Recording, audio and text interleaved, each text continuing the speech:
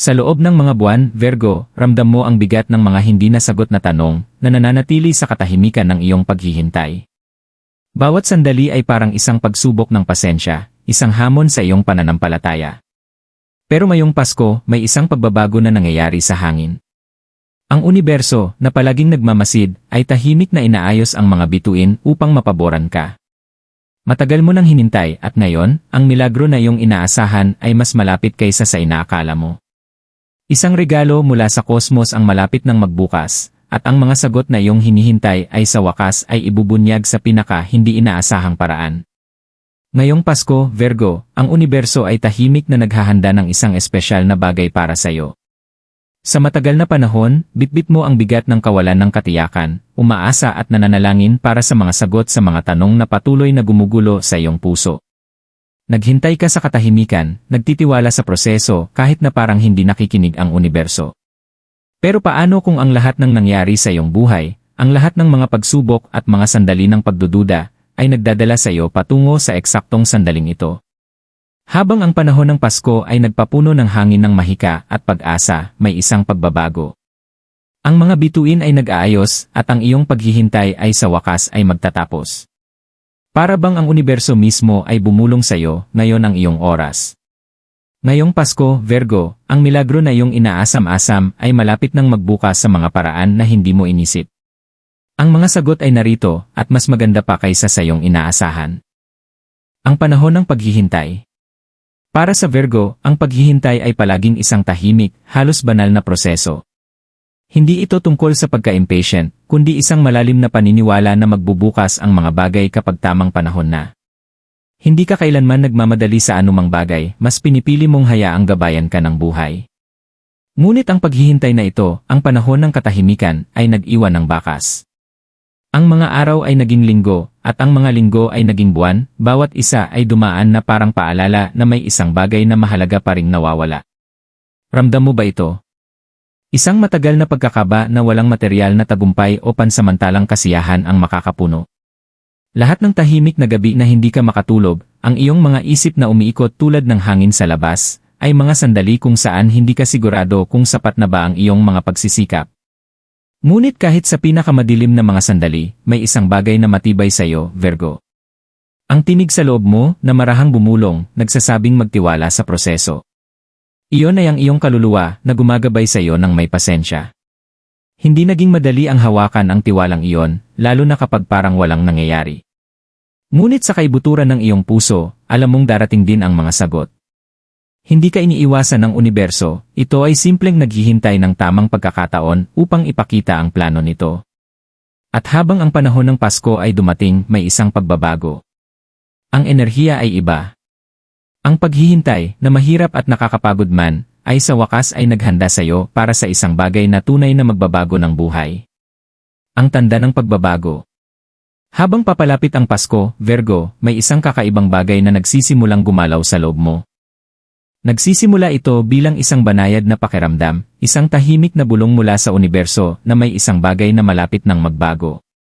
Sa una, tinatanggihan mo ito, hindi sigurado kung ito ba'y dulot lamang ng Pasko o may mas malalim na dahilan. Ngunit pagkatapos, ang mga tanda ay nagiging imposibleng baliwalain. Isang panaginip na paulit-ulit mong naranasan, ang panaginip na pakiramdam mo'y totoo, napakabuhay, biglang nagiging makatarungan. Para bang ang mga piraso ng puzzle ay naglalapat, ipinapakita sa iyo ang mga sulyap ng darating. Maaari mong simulan na mapansin ang mga bagay sa iyong araw-araw na buhay na nakakakuha ng iyong pansin. Isang pariralang sinabi ng isang tao, isang kantang tumutugtog sa radyo sa tamang oras, isang pakiramdam na dumaan sa iyo nang hindi mo inaasahan. Hindi ito mga pagkakataon lamang, Virgo. Ito ay paraan ng universo ng paghahanda sa iyo para sa mga susunod na mangyayari. Ang enerhiya sa paligid mo ay nagbabago, lalakas sa bawat araw na dumadaan. Para bang ang mundo mismo ay nag-aayos para sa iyo, tahimik na gumagabay sa iyo patungo sa sandali na iyong hinihintay. At pagkatapos mangyayari ito, isang maliit na bagay, ngunit makabuluhan. Magbubukas ang isang pinto, darating ang isang tawag, o isang hindi inaasahang mensahe ang darating. Sa una, madali itong itakwil bilang isang pagkakataon lamang, ngunit sa kaloob-looban mo, alam mong bahagi ito ng isang mas malaking bagay. Isang mahiwagang kaganapan ang nagbubukas, Virgo. Wala nang paghihintay. Ang universo ay sa wakas ay ipinapakita ang landas na matagal nang naghihintay para sa iyo. Ang milagro ng Pasko. Dumating na ang sandali, Virgo. Ang paghihintay, ang kawalan ng katiyakan, ang mga tahimik na sandali ng pagdududa, lahat ng ito ay nagdala sa iyo sa isang magandang katotohanan. Ang milagro na iyong hinihintay ay narito, nakabalot sa enerhiya ng Pasko. Habang ang universo ay nagbabago, ganun din ang iyong buhay. Hindi lang ito isang regalo, kundi isang pagbubunyag na magpapabago sa buhay mo, na para bang ang langit mismo ay nagtipon upang dalhin sa iyo ang eksaktong kailangan mo. Maaaring hindi ito ang milagro na una mong inisip, Virgo. Madalas, inaasahan natin ang malalaking galak, paputok, at mga dramatikong sandali ng pagbabago. Ngunit ang regalong ito, ang milagro, ay dumarating ng tahimik, mahinahon, sa mga paraang hindi mo inasahan. Maaari itong dumating sa pamamagitan ng isang pag-uusap, isang maliit na kilos, o isang pagbubukas ng isip na parang isang pagputok ng kaliwanagan matapos ang mga buwan ng kalituhan. Para sa iba, ito ang pag-aayos ng mga matagal ng problema, marahil isang relasyon na unti-unting gumagaling o ang pagtatapos ng isang emosyonal na hadlang na matagal kang pinigilan. Para sa iba, ito naman ang hindi inaasahang pagkakataon na iyong pinapangarap, isang bagay na matagal mong pinaghirapan ngunit akala mo'y malayo na. Ano man ito, Virgo, ito na ang sandali na iyong hinihintay. Habang nakatayo ka sa liwanag ng milagro ng Pasko, maaari mong maramdaman ang pagkaabot ng mga emosyon. Pagbaba ng bigat, saya, at pasasalamat na bumabalot sa iyong puso, alam mong talagang narinig ng universo ang iyong mga panalangin. At habang maaaring magmukhang hindi ka panipaniwala, ang enerhiya sa paligid mo ay nagkukumpirma na hindi ito basta isang pagkakataon lamang. Ang universo, sa perpektong oras nito, ay nagdala ng lahat sa tamang pagkakasunod-sunod, at ngayon ay nakatayo ka sa gitna ng iyong sariling milagro. Ang Paskong ito ay hindi lang tungkol sa mga karaniwang selebrasyon, ito ay tungkol sa isang mas malalim, mas makapangyarihang bagay. Panahon ito para yakapin ang mga biyayang dumating sa iyo. Panahon ito upang kilalanin na ang mga pagsubok at paghihirap na iyong naranasan ay hindi kailanman nasayang, lahat ng iyon ay bahagi ng banal na plano na ngayon ay nabuksan sa harap mo. Ang milagro na iyong hinihintay ay dumating na, at higit pa ito kaysa sa iyong inaasahan. Ngayon, Virgo, oras mo na upang tanggapin ito ng may bukas na mga kamay at pusong handang tumanggap. Wala nang paghihintay. Ang mga sagot ay narito na. Ang milagro ng iyong Pasko ay unti-unti nang nagbubukas, at ito ang eksaktong kailangan mo noon pa man. Ang pagbabago ni Virgo. Habang unti-unting nabubuksan ang milagro ng Pasko, may isang bagay na malalim sa loob mo na nagbabago, Virgo. Para bang isang belo ang tinanggal, at sa unang pagkakataon sa matagal na panahon, nakikita mong malinaw.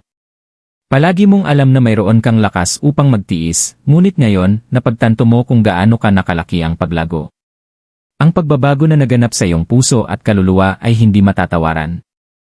Iniiwasan mo ang mga layer ng pagdududa, takot, at kawalan ng katiyakan, at sa kanilang lugar, isang bagong tiwala sa sarili ang sumibol. Hindi lang ito ang milagro ng pagtanggap ng isang bagay na matagal mong ninanais, ito ang milagro ng sariling pagka-realize. Ngayon ay nakikita mo na hindi ka kailanman talagang nag-iisa, at ang lahat ng pagsubok at paghihirap na iyong hinarap ay hindi ka parusahan, kundi paghahanda. Bawat hamon, bawat sandali ng paghihintay, ay humubog sa iyo upang maging tao na ikaw ngayon, malakas, matatag, at handang yakapin ang iyong tadhana.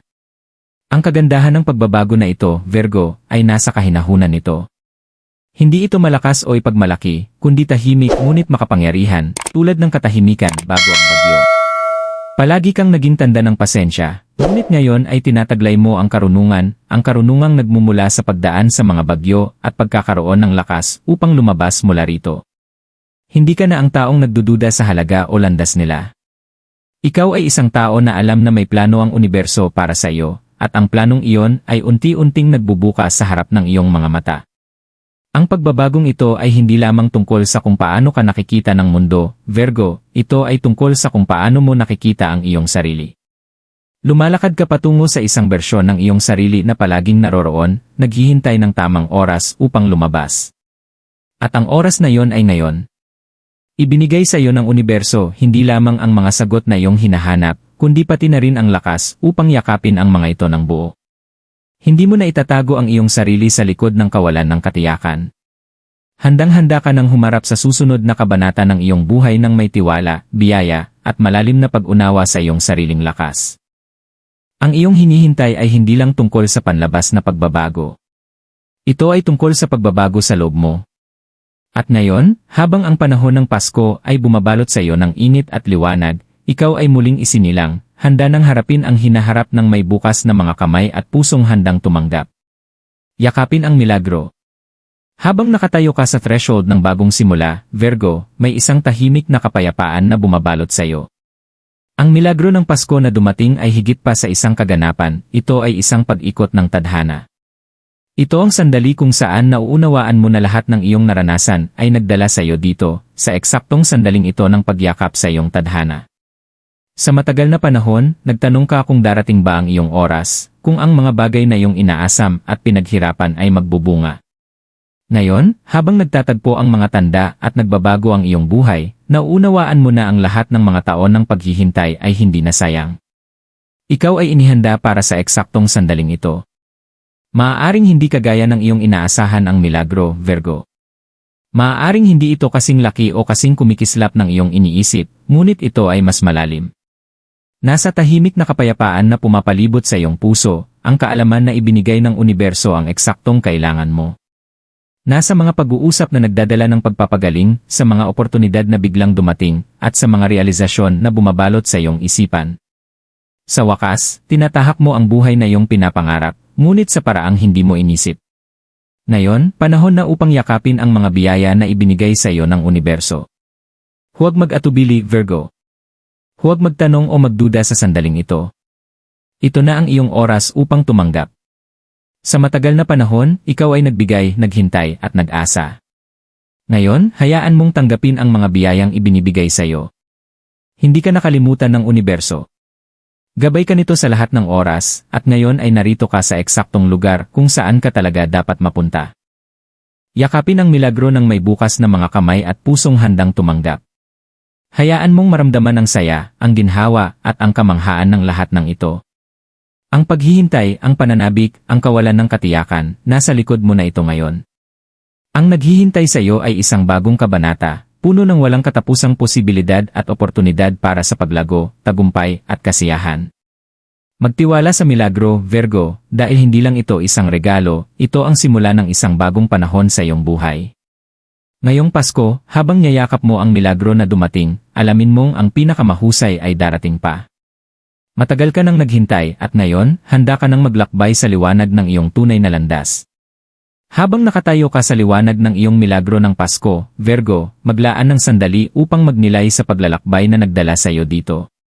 Ang paghihintay, ang mga pagdududa, ang mga tahimik na sandali ng pagtatanong, lahat ng ito ay bahagi ng iyong paglago. Hindi ka iniwasan ng universo, tahimik nitong inaayos ang iyong landas, inihahanda ka para sa eksaktong sandaling ito. Ang milagro na iyong natanggap ay hindi lang isang regalo, ito ang kaganapan ng lahat ng iyong naranasan, ang sagot sa iyong pasensya at pananampalataya. Ngayon, napuno ng pasasalamat ang iyong puso, magpatuloy ka sa paglalakbay na ito patungo sa bagong kabanata ng iyong buhay ng may tiwala. Magtiwala na ang universo ay patuloy na gagabay sa iyo, tulad ng palagi nitong ginagawa, at dadalhin ka sa mas malalaking biyaya. Ang milagro ng Pasko ay nagbukas ng isang pinto patungo sa walang katapusang posibilidad, at ngayon ay handa ka nang tumahak dito, niyayakap ang lahat ng nakatago sa hinaharap ng may bukas na mga kamay. Dumating na ang iyong oras, Virgo. Maligayang pagdating sa iyong bagong simula.